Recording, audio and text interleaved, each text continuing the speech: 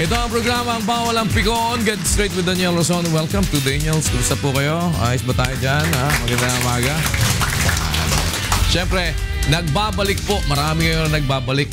Kasi parang ano ngayon changes come. So merong people come and go. And meron namang nag-comeback. Ang return to comeback ko ang ating bisita ngayon. Tagapagsalita ng Bureau of Immigration. Sabi nga nila, changes come na rin diyan sa ahensya na yan na kanyang kinakatawan. Ano-ano ba? Meron nga ba? At ano na ang mga kasalukuyan po nilang ginagawa? Dahil alam nyo, itong panauhin ko na ito, kumbaga sa isang sundalo, marami na rin digmaang napuntahan. Nandiyan diyang kung saan-saan napapadpad. Kaya ngayon sa kanyang pagbabalik, alam ko maraming learnings na dala-dala itong atin hong tagapagsalita. Let's welcome back to the program Attorney Maria Antoinette Mangrobang. Attorney, morning po. Have a seat, please. And welcome back. Welcome back. So nice to see you again. Thank you very much. It's nice to be here po. For the third time actually. Kumusta ka na? At matagal, ilang taon ba tayo hindi nagkita? Siguro po, almost 3 years. Wow, it's been 3 years. It's been 3 years. It's been 3 years na. Pero what made you decide na tanggapin ulit yung posisyon? Una sa lahat po, I am a regular employee of the Bureau of Immigration. Okay. As part of a duty of a public servant, regardless of who is the commissioner, we are tasked to comply, to follow, and to be of help in any way possible. So when I was invited to join the team of commissioner as his spokesperson, hindi ko na po kailangan pag-isipan pa. But of course, it also depends kung ano yung pananaw at pagkakilala mo doon sa kung kanino ka magiging tagapagsalita. Because if you don't believe in the integrity of the person na kakatawanin mo, sa iba't ibang mga lugar, syempre, hindi mo naman siguro basta tatanggapin yun. So ngayon ho, ano ba ang dala-dala ninyo after a while? What have you been doing in the past? After my stint as a spokesperson before, I was tasked to head our Philippine Immigration Academy. So I did the training for our institution for more than a year. After that, I was granted a scholarship to study law enforcement administration outside of the country. So that was also a year. So as soon as I get back, we had the new administration. So ito na po yun ngayon. I see. So yung pag-aaral nyo na yun, of course may mga learnings na nakita kayo at natutunan na nagbigay sa inyo ng kamulatan sa mga pagkakamali in the past. Oh yeah. So marami ba ngayong ipa-fine-tune? With regard to nakita ninyong, kasi kumbaga andyan kayo nabantayan ninyo na parang nagkaroon ng pagpapalit-palit ng mga commissioners at nakita ninyo yung mga paraan ng kanilang ginagawa, mga programs. Malaki bang adjustment kailangan gawin sa immigration niya? Napakalaki pong adjustment. Sa palagay ko, personally, sa bawat pagbabago namin ng leadership, nag-a-adjust po ang institution in terms of priorities, in terms of projects, in terms also of the behavior of the personnel. Ngayon po, we have a new president, we have a new commissioner, and yung trend po ng pag-i-institute ng change, nararamdaman po dito sa hanay namin. So, it's a welcome change actually. After a while, talagang kinakailangan din talagang may mga bagay na mapagbuti or baguhin. And yun po ang ginagawa natin ngayon. Pero bago presidente, bago ang commissioner ng immigration, yung mga tao luma pa rin. Yung bang mga dating nakakabangga ninyo dyan, yung mga dating iba ang ginagawa, nandiyan pa rin. Meron pong mga wala na, meron pa rin naman pong nandyan pa. So yung bang mga nandyan pa, meron ba kayo naibubulong kay Commissioner? Sir, siraulo niyan mga tipong gano'n. Tarantado yan yung mga gano'n. Ako naman po, personally as a spokesperson, hindi naman po ako nagkakaroon ng opportunity para makipag-usap sa ganung paraan. Sa Commissioner. Pero alam po natin na si Commissioner po ay galing din sa hanay ng pulis. Marami rin po siyang experience sa intelligence. So sigurado po akong nalalaman na niya kung sino ang mga personalities na nasa Bureau of Immigration. At wala po akong duda na bago pa man siya mag-assume ng position namin sa bureau, alam niya na po ang mga klase or mga nature ng mga activities at tao sa aming kawanihan. How do you deal with that? Kasi ngayon nakita ko pati yung ano ninyo, pati yung inyong fluency sa ating salitang Tagalog has improved a lot, ano? Oh, thank you. Dahil parang ano na kayo ngayon, kumbaga sa isang makina madulas at may langis na, no? Pati yung inyong pamamaraan. Paano kayo nakikipagtrato doon sa mga alam ninyong siraulo doon sa bureau? Siguro po kasama na sa pagsasanay bilang public servant and having headed a few very crucial posts in the bureau. I have learned also to work with people that I don't like or people who I think are really not there to do good. But of course, it takes a while before you can process or implement administrative changes bago sila to get out of the ranks. It takes a lot. You file cases against them. Napakahabang. Which is so hard to do. Which is very Merong difficult. protection from the Civil Service Commission Napakarami and pong all. yan. You have experienced that, Yeah. diba? O yung mga fight na ganun. Paano nyo masasabi ang percentage po natin ng paglilinis ngayon? Kasi I understand, yan ang unang ginagawa eh. Kasi for you to be able to implement changes, kailangan unahin mo munang linisin yung bahay mo eh. Ano nasa ang porsyento na ho tayo? Meron na bang masasabi nating significant na pagbabago na sa hanay ng mga tao na gumagalaw dyan? Before you answer that, ma'am, we'll pause for a break. Babalik po kami.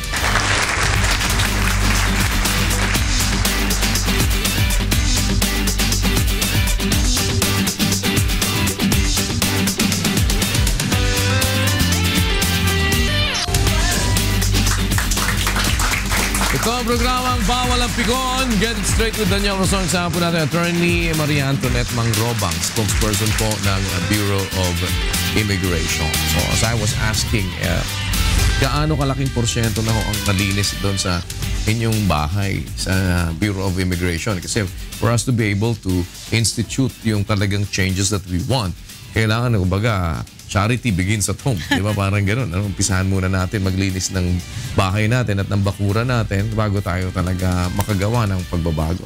Pag-assume po ni Commissioner Morente ng post niya, nag-reorg po kami ng Port Operations Division, yung sa airport po namin. Ito po, nagbago kami ng mga terminal heads, ng supervisors, at ito po ay in-institute ni Commissioner. Pero meron pong paalala na they are under observation. So, they are asked to also perform very well. Binigyan sila ng 3 buwan din na para mapakita yung kakayanan nila to keep their post. So, nasisiguro natin na i-evaluate din ang performance nila nitong maigsing panahon na to. Dahil ganun din po ang ini-impose ni Commissioner na timeline sa sarili niya na ipatupad yung instructions ni Presidente sa ganitong kaigsing panahon. So, lahat po ng bagong mga port operations heads, pati po yung heads ng iba naming crucial divisions ay na-reorg na po. So, inaasahan po natin na yung reorganization, patuloy naman po itong mangyayari.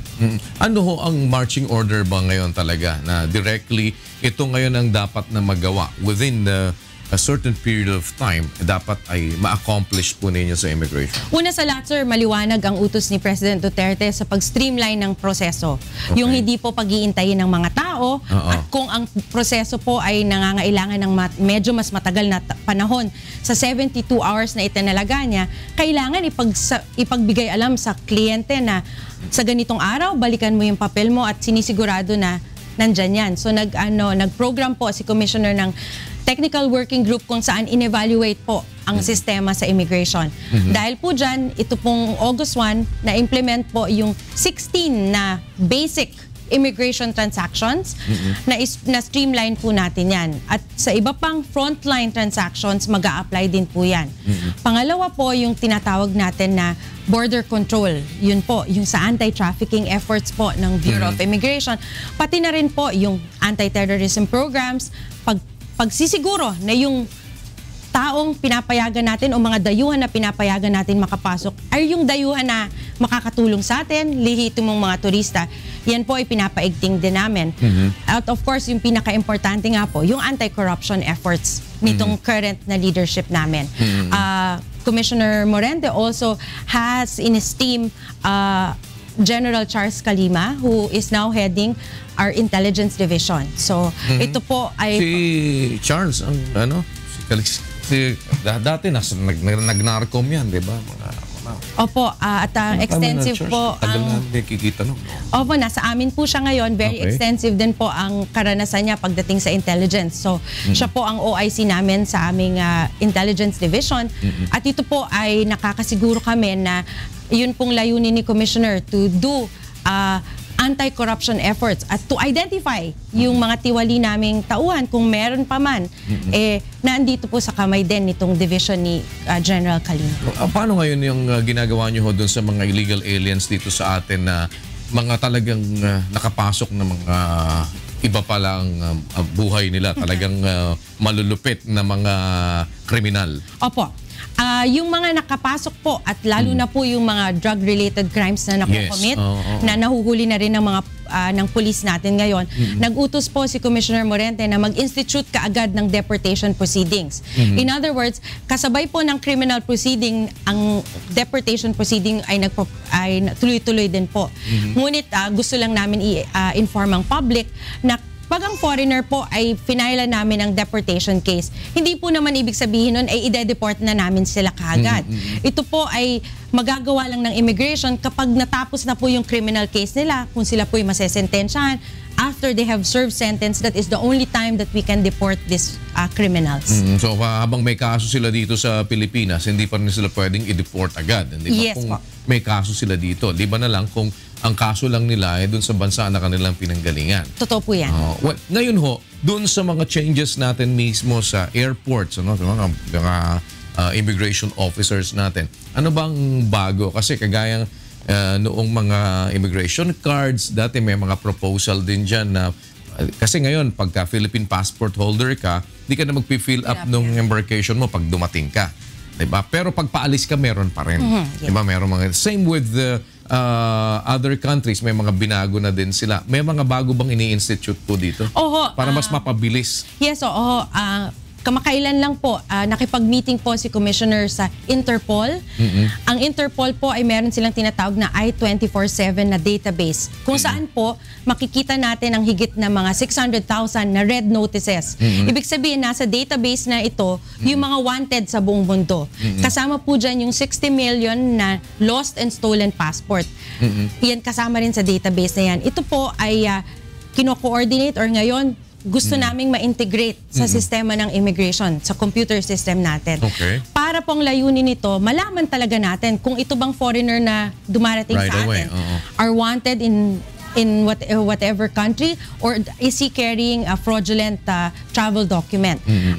Napakalaking bagay po ito sa atin sa pating border security. Kanina rin po napagalaman natin na pinapalawak pa ni Commissioner ito, meron po tayong tinatawag na Advanced Passenger Information System. Kung mapapansin po nung mga kababayan natin na madalas magbiyahe sa mga advanced na mga bansa, parang tila alam na ng immigration kung sino yung mga taong dadating. Tsaka mabilis na sila, parang hindi mo nga pagbigay mo nga ganyan. Okay. Wala na masyadong hindi kagaya nung minsan kasi pagka sa nag-observe lang ho ako kagaya to, kagagaling ko lang ho kasi ng Australia. So nag-observe ako doon sa tanong, dami, tagal nung yung isa namang nakapila, sabi ano ba? Di ba? Mahuli na kami sa aeroplano. Yung mga ganun, dahil marami ding itinatanong doon sa, especially pagka yung parang pinagdududahan na baka yan ay pupunta lang as tourist, pagkatapos ay magtatrabaho, maging biktima ng mga illegal recruiters, which is very understandable. Pero with what you're saying, parang may advance information na kagad. Ganun ba yung ang gagawin? Nagagawa na ho ba or maggagawin pa lang ito? Gagawin po natin yan. Kasi po, ang advanced passenger, even before dumating ang eroplano po dito sa Pilipinas, alam na natin kung sino ang mga nakasakay. So the immigration can immediately check who among the passengers have derogatory records, kung naka-blacklist ba yan, yan ba ay nasa wanted list ng Interpol, ito ba ay naka-lookout ang pasaporte nito, alam na natin. So pagbaba ng mga tao sa eroplano, na-single out mo na kung sino lang yung babantayan mo at kung sino yung hahayaan mo na lang to breeze through immigration protocols. Same thing with the paalis. Yes. O kasi sa mga paalis, isa problema nyo yata dyan yung mga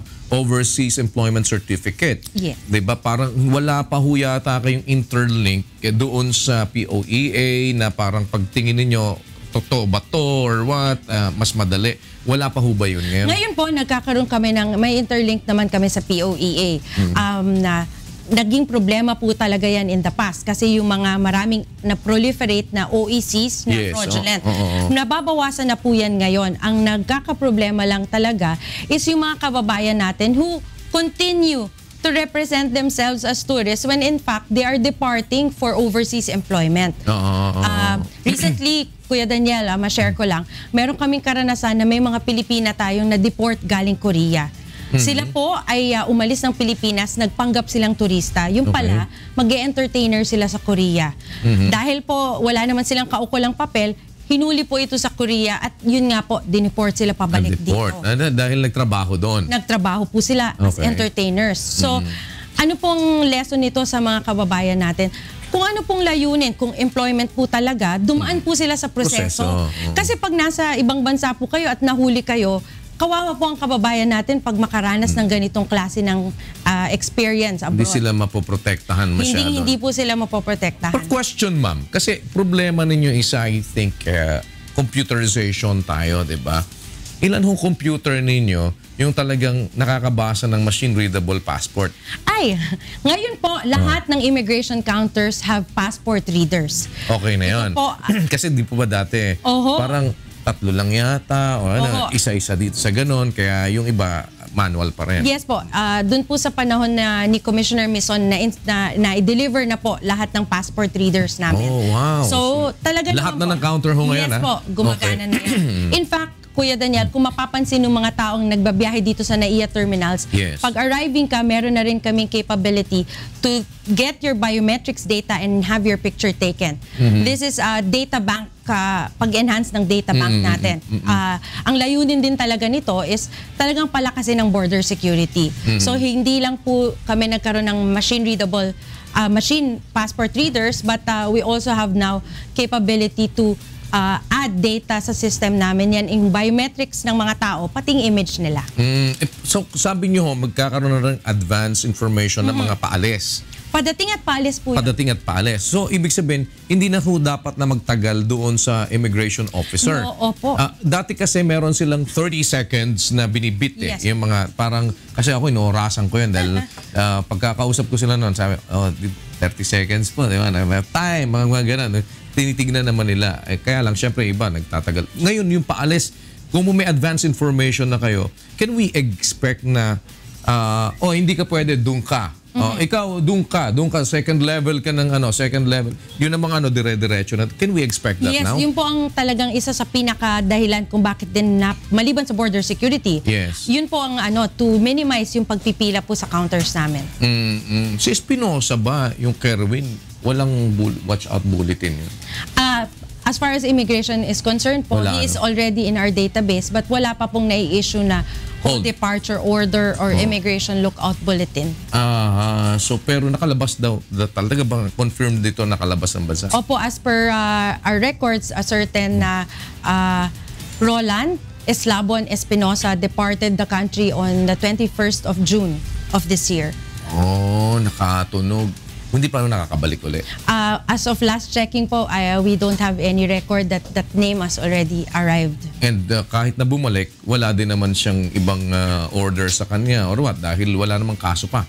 Opo, but immigration is on the lookout that we should monitor his arrival. So what will you do pagka dumating itong si Kerwin Espinosa? Nagko-coordinate naman po tayo sa ibang law enforcement agencies to pass on immediately the information as soon as they are encountered. So ganun po ang layunin namin na gawin kung sakasakaling dumating po. Pasa lang kagad, dating to, or kung may advance information na kayo, you will be able to call the authorities right away to inform them Yes that po. he is coming. Kasi di ba may advance information? Ngayon po, wala pa yung advanced wala passenger pa. information system. What we are doing now, we are coordinating with the airlines to check kung sino yung mga padating nilang pasahero. Ang problema ninyo with the airports, ma'am, ngayon? Kasi dati, di ba parang wala kayo masyadong malaking lugar kahit doon sa mga ini-interview. Ngayon ho ba, meron bang mga improvement na with regard to this? Una sa lahat, lumaki-laki na po yung area namin at naging medyo mas komportable talaga Ngayon, yung mga, mas okay na kayo ngayon. ang mga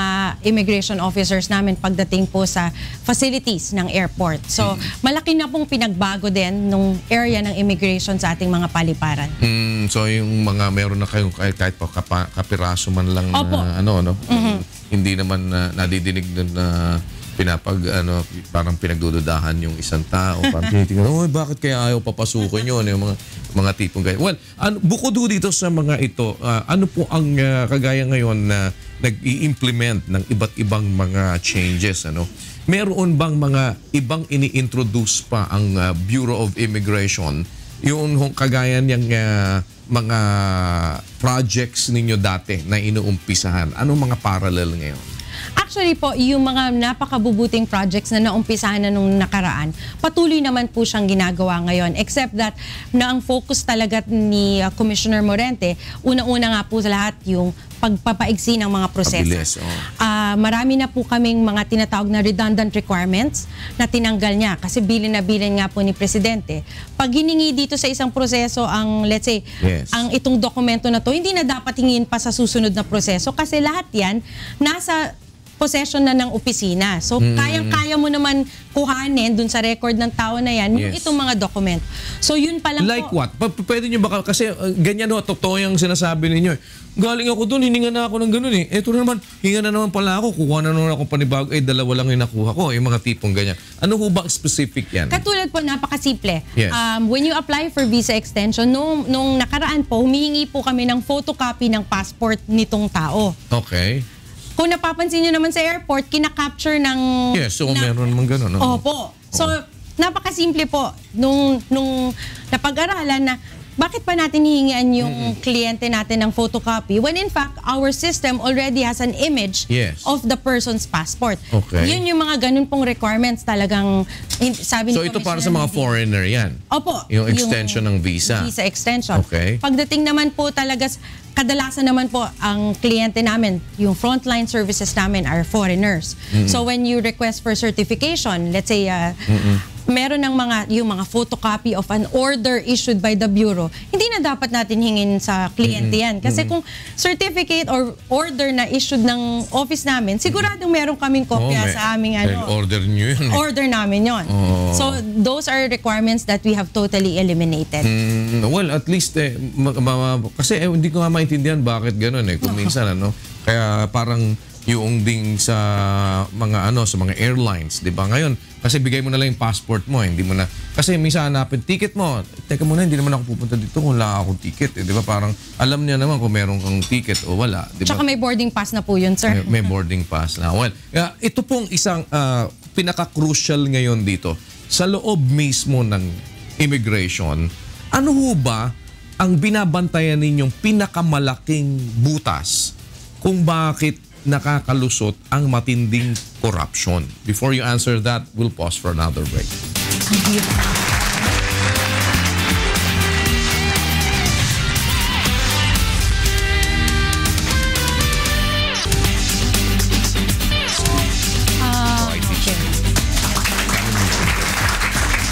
Go programang Bawal ang Pikon. Get it straight with Daniel Roson. Sa rin po natin, Attorney Maria Antoinette Mangrobang, spokesperson po ng Bureau of Immigration. Yung butas po natin na tinitignan at sinisilip ngayon, bakit nakakalusot ang corruption? I understand, hindi naman ho bago sa inyo yan. So, may mga specific na kayo na binabantayan. Ano ang particular ang daan? Kasi isa yung sinasabi ninyo na yan, pag pinahirap ang buhay ng tao, para mapadali, corruption yan. Diba? Kaya pinapahirap Parang pwede naman madali hindi, madali yan. Gusto mo madali. Ayaw mo mahirap. Gusto mo madali lang yan. Yung mga tipong gano'n. So ngayon, saan kayo nagko-concentrate? Una, yung message ni Commissioner nung unang araw niya na nakapagsalita sa aming mga kasamahan. Ang unang sinabi niya po, yung zero tolerance niya sa corruption.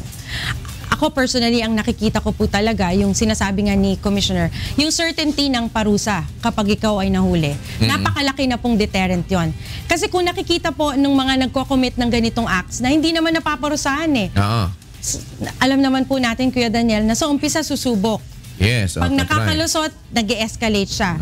Kung hindi po makita yung certainty of punishment, as Commissioner was saying, I will be hard on those who are caught to be engaged in corrupt activities. So, ito nga po, recently, just in the 1 month that he assumed office, we have identified the immigration officers who are still engaged in these activities, and he has already issued show cause orders and have relieved these officers from their duties at the airport, at the same time confiscated their immigration stamps. Anong ginagawa ng mga yun? Yung kwento ko sa inyo, yung Korean na Pilipinang na-deport sa Korea, chinek po ng aming mga tauhan kung paano naman nakaalis itong mga kababayan natin. It appears that they really allow themselves to be processed as tourists, and we wanted to check if the immigration officer did the regular procedure that is interviewin mo, meaning may record that this person was interviewed, and what were the basis. That's why you arrived at a decision to allow this person to leave. So, pinag-explain po itong immigration officers at iniintay po natin yung paliwanag nila. Bakit mo pinayagan ito kung ito'y umaalis bilang turista at anong naging basihan ng decision mo? Higit pa dyan po, meron po, recently rin, I think it was last week, na meron tayong na-intercept sa airport na mga kababayan natin na fake po ang document na present. Ngunit they were processed by only one immigration officer. So, yun nga po, yung kasiguraduhan na pag ikaw ay nahuling gumagawa ng hindi mabuti, siguradong mapapatawang ka ng kaukulang parusa or penalty dahil pupursigihin po ng leadership yung kaso nitong mga tiwaling personality. So, ayan pa rin yung mga nangyayari. Pero yun nandun sa field, no? Yes po. Yung mga nandun sa inyo sa loob. Yung mga, ang tinatawag po natin, yung mga day-to-day na transactions. Opo. Katulad po ng sinabi ko nga, meron na po tayong bagong head ng intelligence at yung counterintelligence activities na pinapatupad ni General Calima, yun po ang mag-aaresto nitong yung mga po nag-aabot ng pera sa counter. Ganun po ang binabantayan ngayon. Pero ano ho bang dyan? Ano bang penalty nila? Let's say, alam mo, kagaya, may nakalusot. Sabi niya, discretionary kasi on the part of the immigration officer eh. Minsan, pagka hindi ka lang nakakursunadahan at medyo personalan ng laban, pwede kang hindi paalisin eh. Yes, kasi, minsan nagugulat nga ako. Minsan kasi, tinanong, kailan ho ang return nyo? Ako, sabi ko, kailan nga ba return natin? Kasi minsan ako pag umaalis, ganun eh. Hindi ko naman, kailan nga ba return natin? Parang pagkalimbawa, iba-iba yun. Tinignan ka, di mo alam return mo.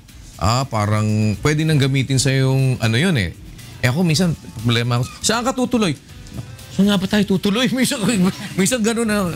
Si Dina ho, muntik na hindi nakaalis eh. May kwento nga po niya. Sino kasama? Tapos minsan may mga personal questions sila na parang, diba ano ka? So, sino boss mo? Si Daniel Rason? Boss mo yan? Talagang boss mo yan? Pag halimbawa, galit sa akin. Pakinggan kita, binabanatan mo kami. Minsan, may mga ganong tipo. Ano ba yan? Sa kanino ba pwede magsumbong? At ano ba penalty nila pagka gano'n? Based on the discretion, abuse of discretion, it could probably be that. Hindi ho ba? Yes po. Unang-una, yung pagpaprocess ng pasahero. Meron po tayong standard na dapat nilang gawin. Kung halimbawa,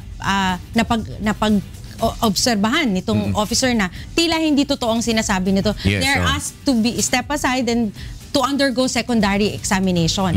Yun kung saan na may document na po na finifill upan yung tao at may interview nagaganap. Ibig sabihin po, documented yung intercourse ng officer tsaka nung tao. So doon po natin pwedeng gawing basehan kung ano po ang naging desisyon ng officer.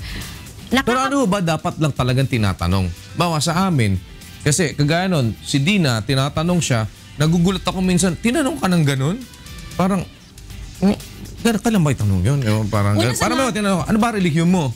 Hindi na. O yung mga tipong, teka muna, bakit ho? Pagka ho ba hindi ako Katoliko, hindi ako pwede umalis? Mga tipong ganon. Di ba parang, Katulad po sa Departing Filipino, ang primary namin gustong malaman, yung layunin mo pagbiyahe sa ibang bansa. Purpose of travel. Yun talagang pinakamahalaga. So if you claim to be a tourist, talagang naturally tatanungin ka saan ka doon magsistay. Yes. Are you going to visit a relative? Lalo na po, lumalaki lang po o humahaba lang ang secondary examination kapag napapansin po ng officer na tila inconsistent ang sinasabi nila. Nagkakataon din kadalasan, sir, na nagpapanggap sila na babiyahe silang mag-isa. Pero pag yung iba nilang kasamahan pumipila sa ibang counter. Pag sabay-sabay na silang naipon dun sa aming secondary examination, they of course claim that they do not know each other and that they are traveling as tourists. But if you check their tickets, magkakasunod ang ticket nila. So alam mo, isang tao lang ang nagpaalis dito at nag-purchase ng ticket nila. That alone is a red flag sa officer na bakit ito, they claim now na hindi sila magkakilala pero ang ticket nila issuance magkakasunod. So it could be illegal recruitment and worse, it could be trafficking. Naku, sinabi niya. Baka mo kapag hiwa-hiwalay yung ticket.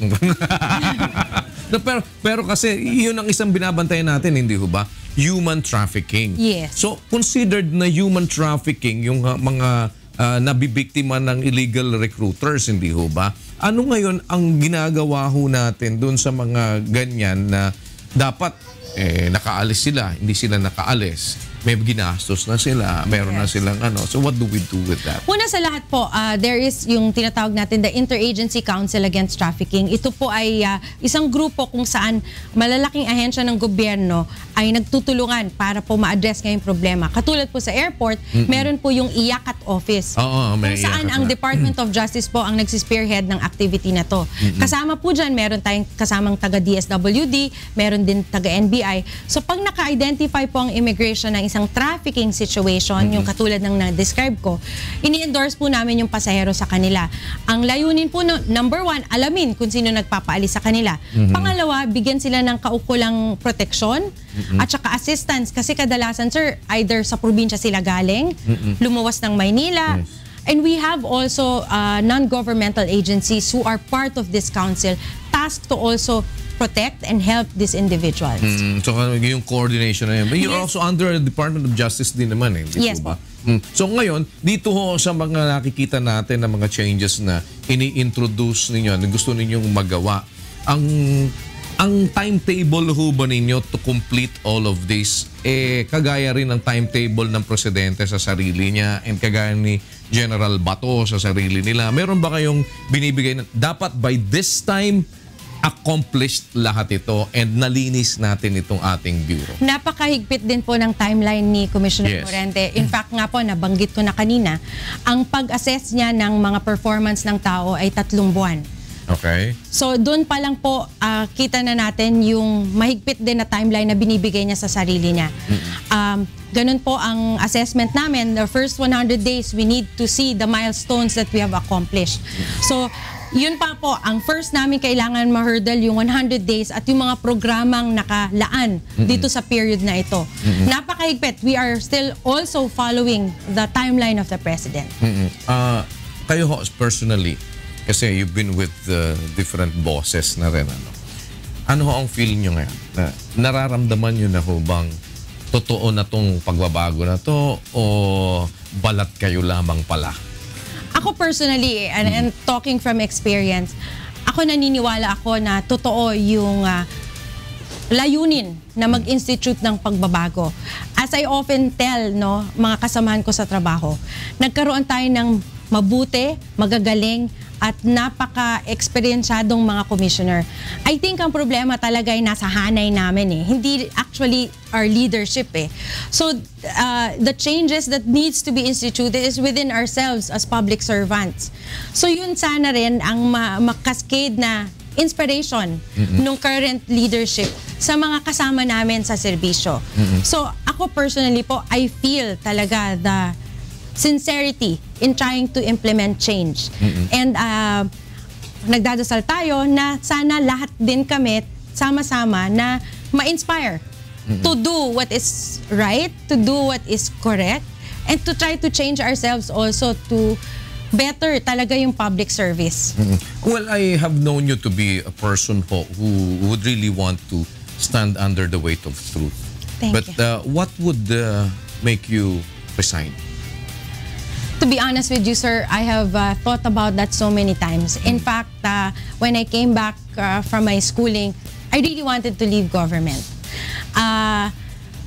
Dumadating talaga sa tao yung parang sayang naman lahat ng efforts na sakripisyo na ginawa mo. Siyempre, sir, alam nyo naman that I've been through very difficult in my career. So, ngayon na nakikita natin yung ganito ngang klase ng atmosphere sa gobyerno, gusto mo rin magkaroon ng contribution. Mainly, that is the reason that I want to stay. What was the most painful experience you've had in the bureau? You're gonna make me cry. Siyempre, personal attack, sir. I think that is, I'm not So, it's more on parang pinipersonal kayo? Yes. And I think only people who have occupied relatively higher positions go through that difficulty. And the realization that not your sincerity in performing your job will not be enough all the time. And sometimes you feel that you do not have the stomach to tolerate certain activities na sometimes it would cost you your job. Does it affect your family already? Of course. And that is the reason why I wanted to leave government also. My husband is also a lawyer and he also has a very good career, and I'm carrying his name. Yes. So when he appears in court, he's also asked about me. So if and when they see my name in the papers, accused of being involved into something, of course he is very much affected. But do you now feel that you were vindicated? In a way, yes, sir. And I don't think I am looking for vindication in this world. I believe that at the end of the day, it is how much I feel comfortable about myself and my God. That's just about it. For as long as my family believes that what I am doing is correct, I will stand by what I'm doing and I will never waver. Is it worth the pain? Yes, it is. Wish you good luck, ma'am, and we are here to pray for you. Maraming salamat po. Thank you very much, sir. Maraming salamat. Bureau of Immigration spokesperson Attorney Maria Antoinette Mangrobang. Dito lamang po sa programang Bawal ang Pikon. Get it straight with Daniel Razon. Ano ko